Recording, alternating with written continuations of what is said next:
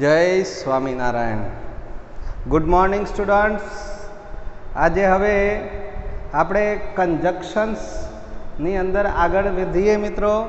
તો આજે હવે કંજક્શન્સ પાર્ટ 4 વિશે આપણે વાત કરવા જઈ રહ્યા છીએ. કંજક્શન્સ પાર્ટ 4માં આજે આપણે ઇફ, અનલેસ અને both and, not only but also આવા કંજક્શન્સની વાત આજે આપણે કરવાના છીએ મિત્રો.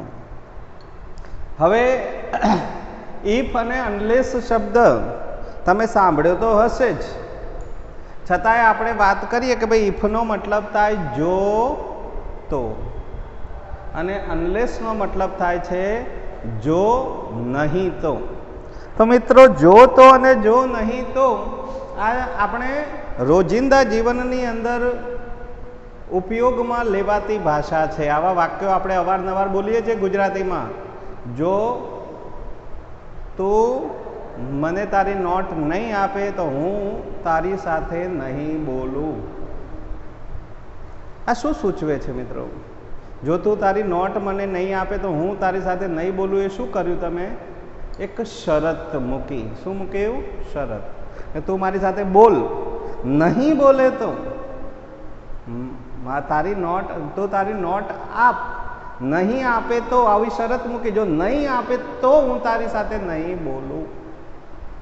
પરિણામ આપ્યું કે આવું થશે. એને આપણે શરતી વિધાન પણ કહી શકીએ ગુજરાતીમાં. અંગ્રેજીમાં એને કન્ડિશનલ ક્લોઝ કહેવામાં આવે છે. કન્ડિશન એટલે શરત, કન્ડિશન એટલે શરત, શરત મૂકીએ છીએ. તો આને શરતી વિધાનો પણ કહેવામાં આવે છે. તો આવા કન્ડિશનલ ક્લોઝને આપણે સમજવાના છે. ઇફ શરત મૂકીએ છીએ, અનલેસ પણ શરત મૂકવા માટે છે. પણ અનલેસ અને ઇફમાં શું તફાવત છે?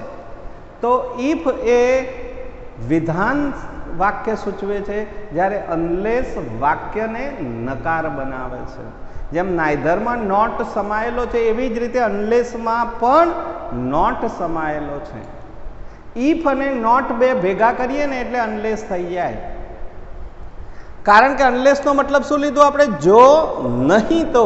નહીં શબ્દ અંદર ઉમેરી દીધો એટલે નહીં, દેટ મીન્સ નોટ એ અનલેસમાં સમાયેલો છે. એટલે અનલેસનું જ્યારે પણ આપણે ભાષાંતર કરતા હોઈએ ને ત્યારે અંદર નોટ શબ્દ સમાયેલો છે એવું સમજવાનું. ઇફ અને નોટ આ બે ભેગા થઈ અને અનલેસ બને છે એટલું સમજવાનું મિત્રો. ઇફ એ 500 ગ્રામ, નોટ 500 ગ્રામ, આ કિલો છે એમ સમજી લેવાનું. એટલે કે જ્યારે પણ, આ તો તમારે ટ્રાન્સફોર્મેશન પૂછાતું નથી પણ પૂછાય તો પણ ઇફની જગ્યાએ અનલેસનો ઉપયોગ કરવાનો થાય તો એકલો ઇફ હોય તો તમારે પાછળના વાક્યમાં નોટ ઉમેરી દેવો પડે, અથવા આગળના વાક્યમાં ઇફ અને નોટ બંને હોય તો ઇફ અને નોટ બંનેને દૂર કરી એની જગ્યાએ અનલેસનો ઉપયોગ કરવો પડે. પણ આપણે ટ્રાન્સફોર્મેશન પૂછાતું નથી, વાક્યો જોડવા માટે પૂછાય છે. એટલે આપણે એવી જ પ્રેક્ટિસ અહીંયા કરાવડાવેલી છે. પછી આપણે એવું જોઈએ કે ભાઈ ઇફ અને અનલેસ એની સાથે એક વાક્ય સાદા વર્તમાનકાળનું છે, જ્યારે બીજું વાક્ય સાદા ભવિષ્યકાળનું છે, એટલે કે મોડેલ ઓક્ઝિલિયરીઝનું વાક્ય છે. આ બધા તમને ફક્ત કંજક્શન્સમાં ઉપયોગ નથી આવવાના મિત્રો, આ ફંક્શનમાં પણ ઉપયોગમાં આવે છે. ડિસ્ક્રાઇબિંગ કન્ડિશન, એમાં તમારે ઇફ અનલેસ વાળા વાક્યો તમે લખી શકો. જો ઇફ અનલેસ વાળું વાક્ય હોય તો ડિસ્ક્રાઇબિંગ કન્ડિશન એવું ફંક્શન ગણાય. એટલે ફંક્શનમાં તો મેં તમને સમજાવ્યું જ છે, છતાં પણ અહીંયા આપણે સમજાવી લઈએ છીએ કે ઇફ અને અનલેસ સાથેનું જે વાક્ય છે એ લખાય સાદા વર્તમાનકાળમાં, બીજું વાક્ય હોય ભવિષ્યકાળનું હોય, અથવા મોડેલ ઓક્ઝિલિયરીઝ વાળું વાક્ય હોય. મોડેલ ઓક્ઝિલિયરી એટલે can, may, could, should, would વાળું વાક્ય હોઈ શકે, પણ મોટા ભાગે સામાન્ય ભવિષ્યકાળ હોય છે. આની વિશેષતા એ છે કે ઇફ અને અનલેસ વાળું વાક્ય લખાય સાદા વર્તમાનકાળમાં પણ બોલાય ભવિષ્યકાળ. અહીંયા લખાશે સાદો વર્તમાનકાળ, બોલાશે ભવિષ્યકાળ. ધારો કે ઇફ યુ વર્ક હાર્ડ લખાયો છે સાદો વર્તમાનકાળ, પણ ગુજરાતી કરવા જશો ત્યારે એમ થશે જો તમે સખત મહેનત કરશો તો. કરશો ભવિષ્યકાળ બોલવો પડશે. લખાયો છે સાદો વર્તમાનકાળ, આમ તો ખાલી યુ વર્ક હાર્ડનો ગુજરાતી કરવા જઈએ તો તમે સખત મહેનત કરો છો તો, પણ અહીંયા કરશો શબ્દ એટલે ભવિષ્યકાળ કરી દેવો પડશે, કારણ કે ઇફની અસર થશે અહીંયા, એટલે ઇફ મુકાય ત્યારે ભવિષ્યકાળ થઈ જાય છે. તો આપણે હવે આ વાક્યોને બરાબર સમજીએ કે આ બંને વાક્યોમાં શરત મૂકેલી છે કે you work hard, you will succeed. તો આ ક્રિયા છે, આ એનું પરિણામ છે મિત્રો, અને એ શરતને આધીન છે. તો આપણે એમાં ઇફનો ઉપયોગ કરી શકીએ કે ઇફ યુ વર્ક હાર્ડ,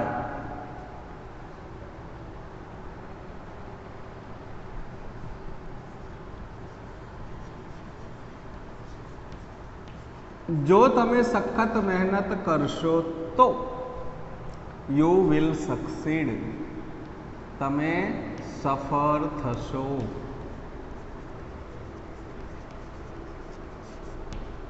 આ વાક્યમાં અનલેસનો પણ ઉપયોગ થઈ શકે. ધારો કે અહીંયા અનલેસ મૂકો તો વાક્ય શું બને? Unless you work hard.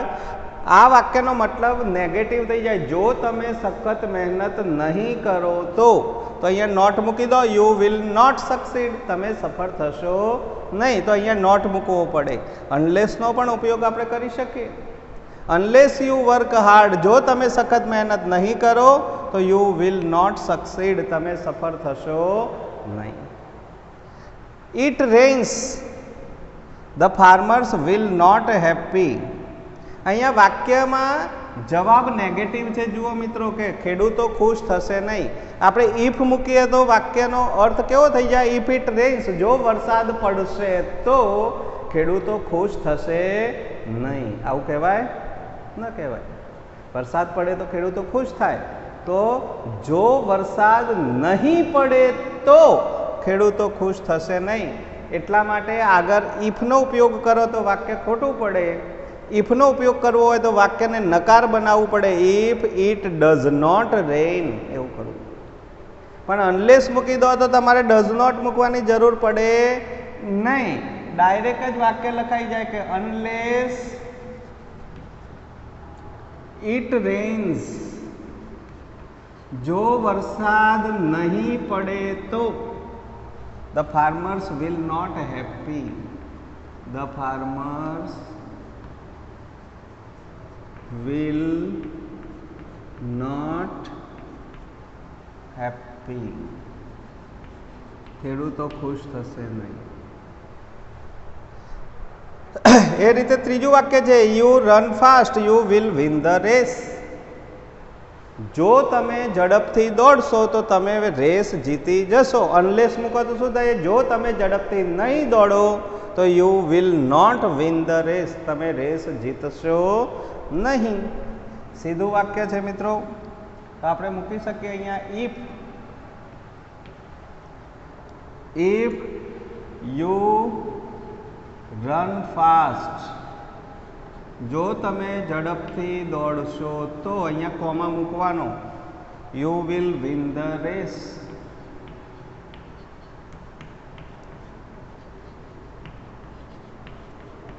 આનું પરિણામ પહેલા મૂક્યું હોય, ધારો કે એવું પણ બની શકે કે you will win the race, you run fast, તો તમારે શું કરવું પડે?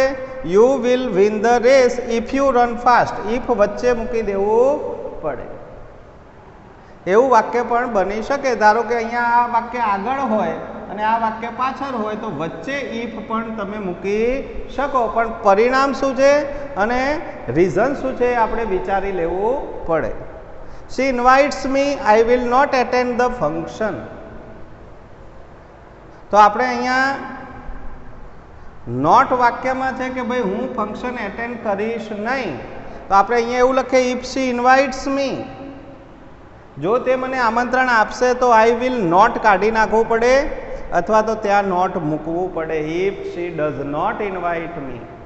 પણ આપણે જો અનલેસ મૂકી દઈએ તો અનલેસ સીધે સીધું વાક્ય બની જશે કે અનલેસ she invites me. આ વાક્યનો મતલબ થાય કે જો તે મને આમંત્રણ નહીં આપે તો. અહીંયા કોમા મૂકવાનું, I will not attend the function, તો હું ફંક્શનમાં હાજરી આપીશ નહીં. They do not play well, India will lose the match. જો અહીંયા વાક્ય નેગેટિવ છે અને બે રીતે વાક્ય બનાવી શકાય મિત્રો. અહીંયા ઇફનો ઉપયોગ કરો તો નોટ એમનું એમ જ રાખવું પડે. If they do not play well, જો તેઓ સારી રીતે નહીં રમે તો India will lose the match.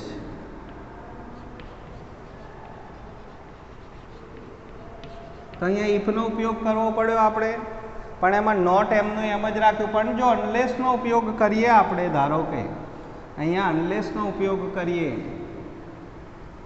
UNLESS, તો અનલેસમાં નોટ સમાયેલું છે એટલે અહીંયાથી નોટ શું કરવું પડે, આપણે કાઢી નાખવું પડે. એટલા માટે શું થાય, અનલેસ ધે પ્લે થઈ જાય.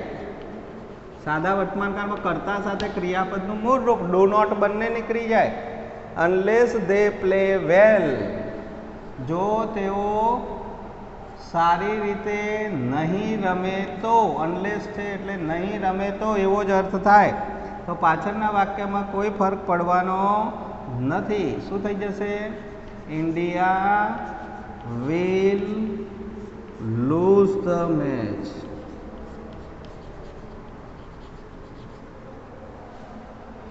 તો મિત્રો અહીંયા આ વાક્યનો ભાવાર્થ એમનો એમ જ રહે છે. ત્યાં આગળ ડુ નોટ અને ઇફ અને નોટ બંને કાઢી નાખી, એની જગ્યાએ અનલેસ મૂકી શકીએ. તો અહીંયા ઇફ અને નોટ બંને હોય તો બંનેને દૂર કરી એની જગ્યાએ અનલેસ મૂકો તો પાછળના વાક્યમાં કોઈ ફેરફાર કરવાનો રહેતો નથી. ખાસ એનું ટ્રાન્સલેશન કરતાં આવડી જાય તો ઇફ અનલેસ જલ્દીથી સમજાઈ જાય. આ ખાસ પૂછાતું વાક્ય છે મિત્રો. ડિસ્ક્રાઇબિંગ કન્ડિશનમાં ખાસ પૂછાય છે એટલે ધ્યાન રાખવાનું. ફંક્શન આપણે 9 માર્ક્સના 10મામાં પૂછાય છે અને 9મામાં પણ 6 થી 7 માર્ક્સના ફંક્શન્સ છે એટલે ધ્યાન રાખો.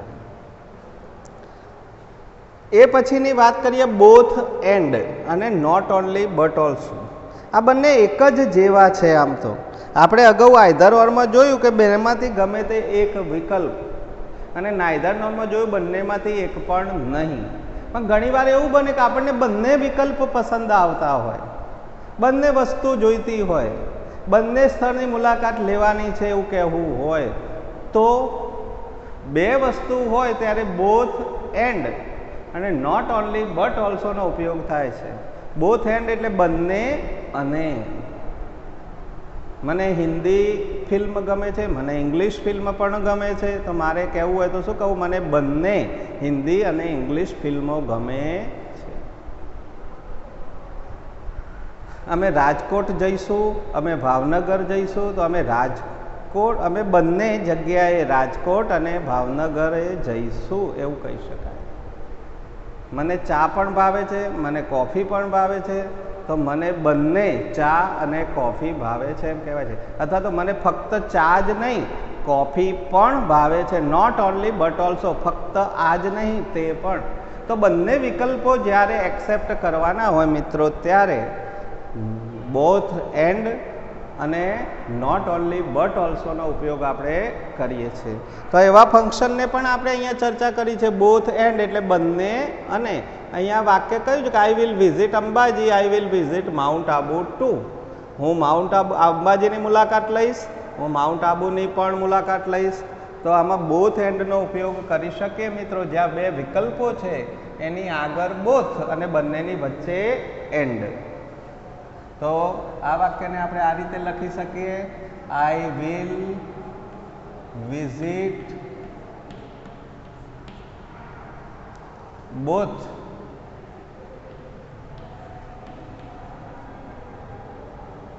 અંબાજી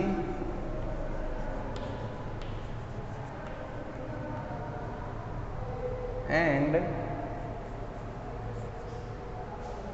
માઉન્ટ આબુ. તો અહીંયા બંને વસ્તુનું થઈ ગયું કે ભાઈ આઈ will visit both Ambaji and mount Abu, એટલે હું અંબાજીની અને માઉન્ટ આબુની મુલાકાત લઈશ, તો એમાં બોથ એન્ડનો ઉપયોગ થઈ શકે. શી બોટ એ બાઇસિકલ, શી બોટ એ એક્ટિવા ટુ, તેને બાઇસિકલ ખરીદી, તેને એક્ટિવા પણ ખરીદ્યું, બંને વસ્તુ એને ખરીદી છે, તો આપણે એમાં બોથ એન્ડનો ઉપયોગ કરી શકીએ મિત્રો. ધારો કે શી બોટ એટલે કે એને ખરીદ્યું, બંને વસ્તુ કઈ છે તો બે વિકલ્પ છે, બાઇસિકલ અને એક્ટિવા, તો બંનેની આગળ આપણે બોથ શબ્દ મૂકી શકીએ. શી બોટ બોથ, એને બંને ખરીદ્યું, બોથમાં બંનેમાં શું ખરીદ્યું તો આપણે કહી શકીએ કે એ બાઇસિકલ, તેને સાયકલ ખરીદી, એન્ડ એક્ટિવા ટુ.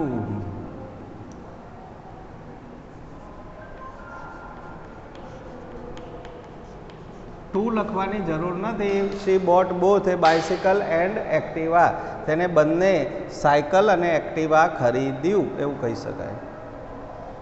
અહીંયા ધારો કે બે વિકલ્પ અલગ અલગ છે કે માય ફાધર વિલ કમ. આપણે ઘણી વખતે પૂછીએ કે ભાઈ તને પેરેન્ટ્સ મિટિંગમાં કોણ મળવા આવવાનું છે, તો તું કહીશ કે ભાઈ મારા પપ્પા આવવાના છે, અને તાર મમ્મી, હા મારી મમ્મી પણ આવવાની છે. તો બંને વિકલ્પ છે કે મારા પપ્પા પણ આવશે, મારી મમ્મી પણ આવશે, તો તમારે બંને છે તો કહેવું પડે. તો આ બંને વિકલ્પો પહેલાં જ છે, તો વિકલ્પો પહેલાં હોય તો વાક્યની શરૂઆતમાં જ બોથ મૂકી દેવાય. Both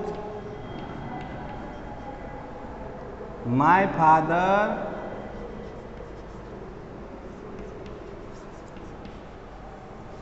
and my mother will come. તો તમે એવું પણ કહી શકો કે બંને મારા મમ્મી અને પપ્પા આવશે. એવો જ નહીં, એવો જ નોટ ઓનલી બટ ઓલ્સો છે મિત્રો. નોટ ઓનલી અને બટ ઓલ્સો પણ એ જ રીતના છે. ફક્ત આ જ નહીં, તે પણ, મારે પેન પણ જોઈએ છે, મારે પેન્સિલ પણ જોઈએ છે, તો I want not only pen but also pencil, એવું કહી શકીએ આપણે. તો અહીંયા પણ શી વિલ બ્રિંગ ફ્લાવર્સ, તે ફૂલ લાવશે. She will bring string too, તે દોરી પણ લાવશે. તો ફૂલ પણ લાવશે, દોરી પણ લાવશે, એવું કહેવું હોય તો આપણે કહી શકીએ કે શી વિલ બ્રિંગ. જે બે વિકલ્પો છે એની આગળ નોટ ઓનલી ફ્લાવર્સ, તે ફક્ત ફૂલો જ નહીં લાવે, but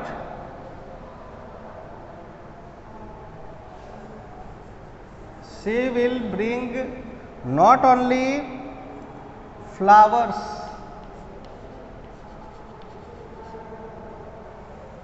but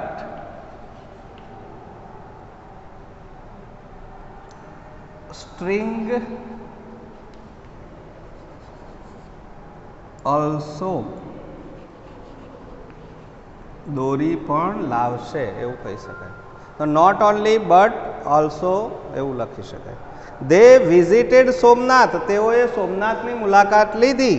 they visited Dwarka two, એમને દ્વારકાની પણ મુલાકાત લીધી. તો અહીંયા આપણે કહી શકીએ કે દે visited,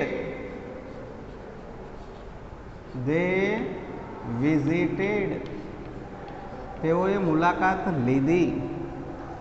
not only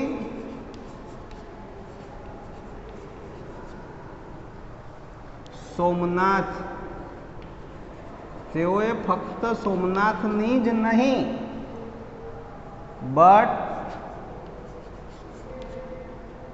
Dwarka also,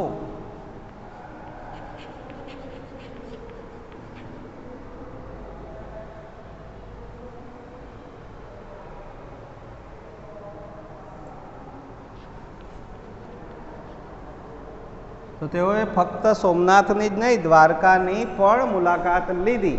તો મિત્રો આ રીતે અહીંયા ઇફ, અનલેસ, બોથ એન્ડ અને નોટ ઓનલી બટ ઓલ્સો આ કન્જક્શન્સનો આપણે ઉપયોગ કર્યો મિત્રો. તો આજે આપણે કન્જક્શન્સ પાર્ટ 4માં ઘણી બધી વાતો કરી. હવે આપણે WH વાળા શબ્દો પણ કન્જક્શન્સ તરીકે વપરાય છે એની આગળના વિડીયોમાં આપણે વાત કરીશું અને એક વિડીયો આપણે પ્રેક્ટિસનો પણ બનાવીશું, એટલે તમારું કન્જક્શન્સનું કામ પૂરું. આ કન્જક્શન્સ એ ફક્ત કન્જક્શન્સ માટે જ નહીં, ફંક્શન માટે પણ વપરાય છે, ધ્યાન રાખવાનું.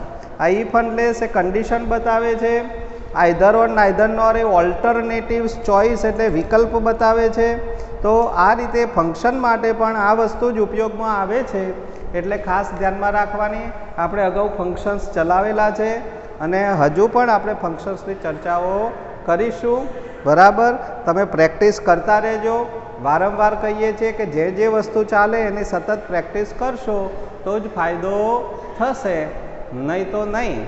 તો જ્યાં સુધી આપણે નવા વિડીયોમાં મળીએ ત્યાં સુધી સર્વેને પ્રેમથી જય શ્રી સ્વામિનારાયણ.